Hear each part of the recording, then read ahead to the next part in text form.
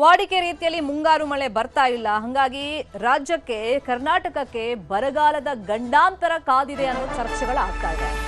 ಮುಂಗಾರು ಮಳೆ ಮುನಿಸು ವ್ಯಕ್ತಪಡಿಸ್ತಾ ಇದೆ. ಮಳೆ ಕೊರತೆಯ ಆತಂಕ ಎದುರಾಗಿದೆ. ಹನಿ ಹನಿ ನೀರಿಗೂ ಹಾಹಾಕಾರ ಶುರುವಾಗ್ತಾ ಇದೆ. ಬೆಳೆಗಳು ಸರ್ವನಾಶವಾಗ್ತಾ ಇದೆ. ಈಗ ಬಿತ್ತನೆ ಕೆಲಸ ಎಲ್ಲ ರೈತರು ಆರಂಭ ಮಾಡಿದ್ರು, ಆದ್ರೆ ಮುಂಗಾರು ಮಳೆನೇ ಕೈ ಕೊಟ್ಟಿದೆ. ಹಾಗಾಗಿ ಬೆಳೆ ಒಣಗಿ ಹೋಗ್ತಾ ಇದೆ. ಅನ್ನದಾತರು ಕಂಗಾಲಾಗಿದ್ದಾರೆ. ಇನ್ನೊಂದು ಕಡೆ ಇನ್ನು ಒಂದು ತಿಂಗಳು ಹಂಗೂ ಹಿಂಗೂ ಮ್ಯಾನೇಜ್ ಮಾಡ್ಬೋದು ಡ್ಯಾಮ್ಗಳಲ್ಲಿರುವಂಥ ನೀರು, ಕುಡಿಯೋ ನೀರು. ಬಟ್ ಆಮೇಲೆ ಏನು ಮಾಡೋದು ಅನ್ನೋದು ಈಗಿರುವಂಥ ಪ್ರಶ್ನೆ. ಜೂನ್ನಲ್ಲಿ ಮುಂಗಾರು ಮಳೆ ಕೈಕೊಟ್ಟಿದೆ. ರೋಹಿಣಿ, ಮೃಗಶಿರ, ಆರಿದ್ರಾ ಮಳೆಗಳು. ನ್ಯೂಸ್ 18ನಲ್ಲಿ ಬರ ಸಿಡಿಲಿನ ಬಿಗ್ ಕವರೇಜ್ ನಾವು ಮಾಡ್ತಾ ಇದ್ದೀವಿ.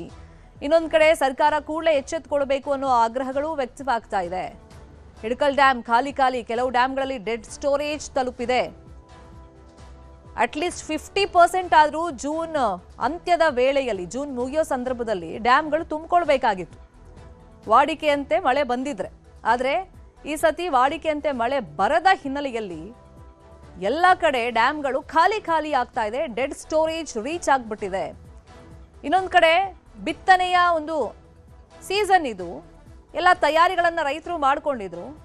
ಆದರೆ ಮಳೆ ಬರದ ಹಿನ್ನೆಲೆಯಲ್ಲಿ ಮುಂದೇನು ಮಾಡೋದು? ಬೆಳೆಗಳೀಗ ಒಣಗಿ ಹೋಗ್ತಾ ಇದೆ. ಅಟ್ಲೀಸ್ಟ್ ಇದಕ್ಕಾದ್ರೂ ಒಂದು ಸೂಕ್ತ ಪರಿಹಾರವನ್ನ ಸರ್ಕಾರ ಕೊಡಬೇಕು ಅಂತ ಹೇಳಿ ರೈತರು ಆಗ್ರಹವನ್ನ ಮಾಡ್ತಾ ಇದ್ದಾರೆ. ಇನ್ನೊಂದು ಕಡೆ ಮಂಡ್ಯ, ಮೈಸೂರು ಭಾಗದಲ್ಲೂ ಕೂಡ KRS ಡ್ಯಾಮ್ ಖಾಲಿ ಆಗ್ತಾ ಇದೆ. ಹಾಗಾಗಿ ಬೆಂಗಳೂರಿಗರಿಗೆ ಮುಂದೆ ಕುಡಿಯೋ ನೀರನ್ನ ಹೇಗೆ ಸಪ್ಲೈ ಮಾಡೋದು ಅನ್ನೋದು ಈಗಿರುವಂತ ಆತಂಕ.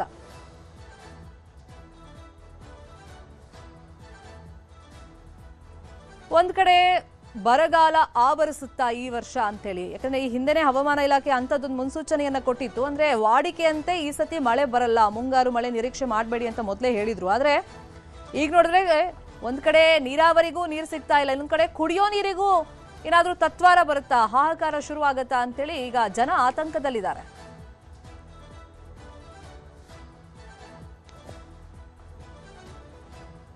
ಇದೇ ವಿಷಯವಾಗಿ ಇನ್ನಷ್ಟು ಡೀಟೇಲ್ ಆಗಿ ಇನ್ಫಾರ್ಮೇಶನ್ ಅನ್ನ ಕೊಡ್ತಾ ಹೋಗೋದಕ್ಕೆ ನೇರ ಸಂಪರ್ಕದಲ್ಲಿ ಕನೆಕ್ಟ್ ಆಗಿದ್ದಾರೆ ನಮ್ಮ ರಿಪೋರ್ಟರ್ ಶರಣು ಹಂಪಿ, ಹಾಗೆಯೇ ಮೈಸೂರಿಂದ ನಮ್ಮ ರಿಪೋರ್ಟರ್ ಆನಂದ್. ಇಬ್ರು ಪ್ಲೀಸ್ ಬಿ ಆನ್ಲೈನ್.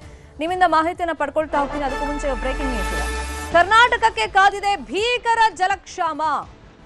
ಬೆಳೆಗಳಿಗೆ ಇರಲಿ ನೀರು ಹಾಯಿಸೋದು ಅಥವಾ ನೀರನ್ನ ಕೊಡೋದು, ಕುಡಿಯೋ ನೀರಿಗೂ ಮುಂಬರುವಂತ ದಿನಗಳಲ್ಲಿ ಸಂಕಷ್ಟ ಎದುರಾಗುತ್ತಾ? ಮಳೆ ಒಂದ್ ಕಡೆ ಆಲ್ರೆಡಿ ಕೈ ಕೊಡ್ತಾ ಇದೆ. ಇದರಿಂದ ದಿನದಿಂದ ದಿನಕ್ಕೆ ಆತಂಕ ಹೆಚ್ಚಾಗ್ತಾ ಇದೆ. ಜೂನ್ ತಿಂಗಳಲ್ಲಿ 43% ಮಾತ್ರ ಮಳೆ ಆಗಿದೆ.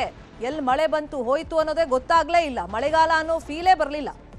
ಜುಲೈ ತಿಂಗಳಲ್ಲಿ 20% ಮಾತ್ರ ಮಳೆ ಆಗುತ್ತೆ ಅನ್ನೋ ಮುನ್ಸೂಚನೆಯನ್ನ ಹವಾಮಾನ ಇಲಾಖೆ ಕೊಟ್ಟಿದೆ. ಅಲ್ಲಿಗೆ ಈ ಬಾರಿ ಒಟ್ಟಾರೆಯಾಗಿ ನೋಡೋದಾದ್ರೆ 70ರಿಂದ 80% ಮಳೆ ಕೊರತೆ ಉಂಟಾಗಿದೆ. ಕಳೆದ ವರ್ಷ 14% ಮಳೆಯ ಕೊರತೆ ಇತ್ತು. ಈ ಬಾರಿ ಬರಗಾಲದ ಕಂಟಕ ತಪ್ಪೋದಿಲ್ಲ ಅಂತ ಹೇಳಿ ಅಂದಾಜಿಸಲಾಗಿದೆ. ಅದಕ್ಕೆ ಪೂರಕ ಅನ್ನೋ ರೀತಿಯಲ್ಲಿ ಈಗಾಗಲೇ ರಾಜ್ಯದ ಜಲಾಶಯಗಳು, ಅಣೆಕಟ್ಟು ಬರಿದಾಗ್ತಾ ಇವೆ. ಡೆಡ್ ಸ್ಟೋರೇಜ್ ತಲುಪಿದೆ. ಅಲ್ಪ ಸ್ವಲ್ಪ ಮಳೆಗೆ ಬಿತ್ತನೆಯನ್ನ ಮಾಡಿದ್ದಾರೆ ರೈತರು. ಕೆಲ ಭಾಗದ ರೈತರು ಮಳೆಗಾಗಿ ಕಾಯ್ತಾ ಇದ್ದಾರೆ. ಮತ್ತಷ್ಟು ಜಿಲ್ಲೆಗಳ ಅನ್ನದಾತರು ಮುಂದೆ ಏನು ಮಾಡೋದು ಅಂತ ಹೇಳಿ ಕಂಗಾಲಾಗಿದ್ದಾರೆ. ಈಗ ಒಂದ್ ಕಡೆ ಅನ್ನದಾತರು ಮಳೆಗೋಸ್ಕರ ಕಾಯ್ತಾ ಇದ್ದಾರೆ. ಕೃಷಿಗಿರ್ಲಿ, ಮುಂಬರುವಂತ ದಿನಗಳಲ್ಲಿ ಕುಡಿಯೋ ನೀರಿಗೂ ತತ್ವಾರ ಬರುವಂತ ಸಾಧ್ಯತೆ ಇದೆ, ಹಪಹಪಿಸುವಂತ ಸಾಧ್ಯತೆ ಇದೆ. ನಾವೆಲ್ಲ ಆಹಾರ ಧಾನ್ಯಗಳ ಕೊರತೆಯಾಗುತ್ತೆ, ಬೆಲೆ ಏರಿಕೆ ಅಂತೂ ಕಟ್ಟಿಟ್ಟು ಬುತ್ತಿ. ಹಾಗಾಗಿ ಮುಂಗಾರಿನ ಮುನಿಸು ಇದೆಯಲ್ಲ, ಇದು ಆತಂಕಕ್ಕೆ ಕಾರಣವಾಗಿದೆ. ಒಂದ್ ಕಡೆ ರೈತರು ಕಂಗಾಲಾಗಿದ್ದಾರೆ. ಬೆಳೆ ಈ ಸತಿ ನಮ್ ಕೈ ಸೇರಲ್ಲ, ಆಲ್ರೆಡಿ ಒಣಗ್ತಾ ಇದೆ ಅಂತೇಳಿ ನಿರೀಕ್ಷೆ ಎಲ್ಲ ಹುಸಿಯಾಗಿದೆ ಮುಂಗಾರು ಮಳೆದು. ಇನ್ನೊಂದ್ ಕಡೆ ಕುಡಿಯೋ ನೀರಿಗೂ ಮುಂದೆ ಕಷ್ಟ ಪಡಬೇಕಾಗತ್ತಾ, ಹನಿ ಹನಿ ನೀರಿಗೂ ಪರದಾಟವನ್ನ ಪಡಬೇಕಾಗತ್ತಾ ಅಂತೇಳಿ ಜನ ಆತಂಕದಲ್ಲಿದ್ದಾರೆ. ಈ ಸತಿ ಬರಗಾಲದ ಗಂಡಾಂತರ ಕಾದಿದೆ ಅನ್ನೋ ಮುನ್ಸೂಚನೆಯನ್ನ ಹವಾಮಾನ ಇಲಾಖೆನೆ ಕೊಟ್ಟಿದೆ. ಯಾಕಂದ್ರೆ 70ರಿಂದ 80% ಮುಂಗಾರಿನ ಕೊರತೆ ಇದೆ ಅಂತೇಳಿ ಹವಾಮಾನ ಇಲಾಖೆ ಮುನ್ಸೂಚನೆಯನ್ನ ಕೊಟ್ಟಿದೆ. ರಾಜ್ಯಕ್ಕೆ ಬರ ಸಿಡಿಲಿನ ಒಂದು ಎಫೆಕ್ಟ್ ಆಲ್ರೆಡಿ ತಟ್ತಾ ಇದೆ ತುಂಬಾ ಕಡೆ. ಇನ್ನು ಡ್ಯಾಮ್ಗಳಲ್ಲಿರುವಂತ ನೀರು ಎಷ್ಟು ತಿಂಗಳಿಗೆ ಮ್ಯಾನೇಜ್ ಮಾಡಕ್ ಸಾಧ್ಯ? ಜುಲೈನಲ್ಲೂ ಒಂದು ವೇಳೆ ಮಳೆ ಕೈ ಕೊಟ್ರೆ ಮುಂಬರುವಂತ ದಿನಗಳು ತೀರಾ ಕಷ್ಟ. ಇದೇ ವಿಷಯವಾಗಿ ಇನ್ಫಾರ್ಮೇಶನ್ ಕೊಡ್ತಾ ಹೋಗೋದಕ್ಕೆ ನಮ್ಮ ಇಬ್ಬರು ರಿಪೋರ್ಟರ್ಸ್ ಲೈವ್ ನಲ್ಲಿ ಕನೆಕ್ಟ್ ಆಗಿದ್ರು. ಫಸ್ಟ್ ಶರಣು ಹಂಪಿ, ಈಗ ಜೂನ್ ನಲ್ಲಿ ವಾಡಿಕೆ ರೀತಿಯಲ್ಲಿ ಎಷ್ಟು ಮಳೆ ಬರಬೇಕಾಗಿತ್ತು, ಎಷ್ಟು ಕೊರತೆ ಆಗಿದೆ ಅಂತೆ, ಜುಲೈನಲ್ಲಿ ಏನ್ ನಿರೀಕ್ಷೆ ಇದೆ ಮಳೆದು? ಶರ್ಮಿತಾ, ಜೂನ್ ತಿಂಗಳಲ್ಲಿ 190 ಮಿಲಿಮೀಟರ್ ಮಳೆ ಆಗಬೇಕಾಗಿತ್ತು. ಆಗಿದ್ದು ಎಷ್ಟು ಅಂದರೆ 100 ಮೀಟರ್ ಆಗಿದೆ. ಅಂದರೆ 43% ಮಾತ್ರ ಮಳೆ ಆಗಿರೋದು. 7% ಏನಿದೆ ಇದು ಮಳೆ ಆಗಿಲ್ಲ. ಇದು ಜೂನ್ ತಿಂಗಳ ಆರಂಭ ಆದರೆ ಇನ್ನು ಜುಲೈ, ಆಗಸ್ಟ್, ಸೆಪ್ಟೆಂಬರ್, ಯಾಕಂದ್ರೆ ಮುಂಗಾರು ಈ 3-4 ತಿಂಗಳಲ್ಲಿ ಇರೋದು. ಹೇಗಿರುತ್ತೆ ಅಂತೇಳಿ ಹವಾಮಾನ ಇಲಾಖೆಯ ತಜ್ಞ ವಿಜ್ಞಾನಿಗಳನ್ನ ಕೇಳಿದ್ರೆ ಅವ್ರು ಕೊಡ್ತಿರುವಂಥ ಪ್ರಿಡಿಕ್ಷನ್ ಮತ್ತು ಅವ್ರು ಕೊಡ್ತಿರುವಂಥ ಡಾಟಾಬೇಸ್ ರಿಪೋರ್ಟ್ ಮೇಲೆ ನೋಡ್ತಾ ಹೋದ್ರೆ ಈ ಬಾರಿ ಮುಂಗಾರು ಕಡಿಮೆ, ವಾಡಿಕೆಗಿಂತನೂ ಕೂಡ ಕಡಿಮೆ ಆಗುತ್ತೆ ಅಂತೇಳಿ ಈ ಹಿಂದೆನೇ ಮುನ್ನೆಚ್ಚರಿಕೆ ಕೊಡುವಂಥ ಕಾರ್ಯವನ್ನು ಮಾಡಿದ್ರು. ಇದೀಗ ಬರ್ತಿರುವಂಥ ಇನ್ಫಾರ್ಮೇಶನ್ ಏನಂದ್ರೆ ಜುಲೈ, ಆಗಸ್ಟ್, ಸೆಪ್ಟೆಂಬರ್ ಈ 3 ತಿಂಗಳು ಕೂಡ ವಾಡಿಕೆಗಿಂತ ತುಂಬಾ ಕಡಿಮೆ ಮಳೆ ಆಗುತ್ತೆ ಅಂತೇಳಿ. ಎಷ್ಟು ಪ್ರಮಾಣ ಅಂದರೆ 70-80% ಮಳೆ ಆಗೋದಿಲ್ಲ. 20ರಷ್ಟು ಮಳೆ ಆದರೆ ಅದು ಹೆಚ್ಚಾಯಿತು ಅನ್ನೋ ರೀತಿಯಾದಂಥ ಸಿಚುವೇಶನ್ ನಿರ್ಮಾಣ ಆಗಿದೆ. ಈ ರೀತಿಯಾದಂಥ ದಾಖಲೆಗಳನ್ನು, ಅಂಕಿಅಂಶಗಳನ್ನು ಹವಾಮಾನ ಇಲಾಖೆ ಕೊಡಲಾಗ್ತಾ ಇದೆ. ಕಳೆದ ವರ್ಷಕ್ಕೆ ಕಂಪೇರ್ ಮಾಡ್ತಾ ಹೋದರೆ ಕಳೆದ ವರ್ಷ 86% ಮಳೆ ಆಗಿತ್ತು. ಸೊ ಸುಭಿಕ್ಷೆಯಲ್ಲಿತ್ತು ರಾಜ್ಯ. ಸೊ ಎಲ್ಲರೂ ಕೂಡ ಉತ್ತಮವಾದಂಥ ಬೆಳೆಯನ್ನು ಬೆಳೆದಿದ್ರು. ರೈತರಿಗೂ ಕೂಡ ಸಂತಸ ಆಗಿತ್ತು. ಜಲಾಶಯಗಳು, ಅಣೆಕಟ್ಟುಗಳೆಲ್ಲವೂ ಕೂಡ ತುಂಬಿದ್ವು. ಆದರೆ ಕಳೆದ ವರ್ಷಕ್ಕೆ ಕಂಪೇರ್ ಮಾಡ್ತಾ ಹೋದರೆ ಈ ವರ್ಷ ತುಂಬಾನೇ ಪರಿಸ್ಥಿತಿ ಬಿಗಡಾಯಿಸ್ತಾ ಇದೆ. ಯಾಕಂದ್ರೆ ಮುಂಗಾರು ಆರಂಭದಲ್ಲೇ ಬರೋದು ತಡವಾಯಿತು ಮತ್ತು ಜೂನ್ ತಿಂಗಳಲ್ಲಿ ಎಕ್ಸ್ಪೆಕ್ಟೆಡ್ ಎಷ್ಟಿತ್ತು ಅಷ್ಟು ಆಗಲೇ ಇಲ್ಲ. ಕೇವಲ 43% ಮಾತ್ರ ಮಳೆ ಆಗಿದ್ದು. 57% ಕೊರತೆಯನ್ನು ಎದುರಿಸಬೇಕಾಯಿತು. ಇನ್ನು ಜುಲೈ ಮತ್ತು ಆಗಸ್ಟ್, ಸೆಪ್ಟೆಂಬರ್ 3 ತಿಂಗಳಲ್ಲಿ ಇನ್ನೂ ಕೂಡ ಜೂನ್ನಲ್ಲಿ ಏನು ಮಳೆ ಆಯ್ತಲ್ಲ ಅದಕ್ಕಿಂತಲೂ ಕೂಡ ಕಡಿಮೆ ಮಳೆ ಆಗುತ್ತೆ. ಜೂನ್ ತಿಂಗಳಲ್ಲೇ ನಾವು ಮುಂಗಾರು ಮಳೆ, ನಾವು ಮಳೆಗಾಲದಲ್ಲಿ ಇದೀವ ಅನ್ನುವಂಥ ಫೀಲಿಂಗ್ ಆಗ್ತಾ ಇದೆ. ಆ ರೀತಿಯಾದಂಥ ಪರಿಸ್ಥಿತಿ ರಾಜ್ಯದ ಎಲ್ಲ ಜಿಲ್ಲೆಗಳಲ್ಲಿ ಮಳೆ ಆಗಿಲ್ಲ. ಮಳೆ ಕೊರತೆ ಎದ್ದು ಕಾಣ್ತಾ ಇದೆ. ಬಟ್ ಕರಾವಳಿ ಕರ್ನಾಟಕ ಭಾಗದಲ್ಲಿ ಮತ್ತು ಉತ್ತರ ಕರ್ನಾಟಕದ ಕೆಲ ಭಾಗದಲ್ಲಿ ಮಾತ್ರ ಉತ್ತಮವಾದಂಥ ಮಳೆ ಆಗಿತ್ತು. ಸೊ ಈ ಹಿನ್ನೆಲೆಯಲ್ಲಿ ಬರಗಾಲ ಆಲ್ಮೋಸ್ಟ್ ಕಟ್ಟಿಟ್ಟ ಬುತ್ತಿ ಅನ್ನೋ ರೀತಿಯಾದಂಥ ಸಿಚುವೇಶನ್ ನಿರ್ಮಾಣ ಆಗ್ತಾ ಇದೆ. ಈಗಾಗಲೇ ಜಲಾಶಯ ಮತ್ತು ಅಣೆಕಟ್ಟುಗಳ ಪರಿಸ್ಥಿತಿ ನೋಡಿದ್ರೆ ಗೊತ್ತಾಗುತ್ತೆ. Sharmita, please be online. ಶರಣು ಹಂಪಿ, ಮೈಸೂರು ಭಾಗಕ್ಕೂ ಕೂಡ ಆನಂದ್, ಈಗ ಮಂಡ್ಯ ಮೈಸೂರು ಭಾಗದಲ್ಲಿ ಆಲ್ರೆಡಿ ರೈತರು KRS ಡ್ಯಾಮ್ ಮೇಲೆ ಡಿಪೆಂಡ್ ಆಗಿದ್ರು. ಹಂಗಾಗಿ ಅಲ್ಲಿಗ ಬರದ ಒಂದು ಛಾಯೆ ಆವರಿಸಿದೆಯಾ? ಕೈ ಕೊಟ್ಟಿದೆ ಮುಂಗಾರು ಮಾರುತ. ಮೈಸೂರು ಜಿಲ್ಲೆಯಲ್ಲಿ ಆತಂಕ ಮನೆ ಮಾಡಿದೆ. ಮುಂಗಾರು ಕೊರತೆ ಎದುರಾಗಿದೆ. ಆಪತ್ತು ಮುಂದೆ ಕಾದಿದೆಯಾ? ಜೂನ್ ತಿಂಗಳಲ್ಲಿ ಜಿಲ್ಲೆಯಲ್ಲಿ 56% ಮಳೆ ಕೊರತೆ ಆಗಿದೆ. ರೈತರ ಬೆಳೆಗಳಿಗೆ ಈಗ ನೀರು ಸಿಗ್ತಾ ಇಲ್ಲ.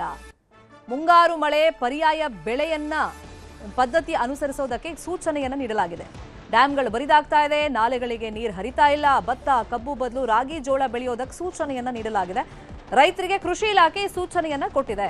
ರೈತ ಬಾಂಧವರಿಗೆ ಮೈಸೂರು ಜಿಲ್ಲೆ ಕೃಷಿ ಜಂಟಿ ನಿರ್ದೇಶಕ ರವಿ ಅವರು ಈ ಸಲಹೆಯನ್ನ ಕೊಟ್ಟಿದ್ದಾರೆ.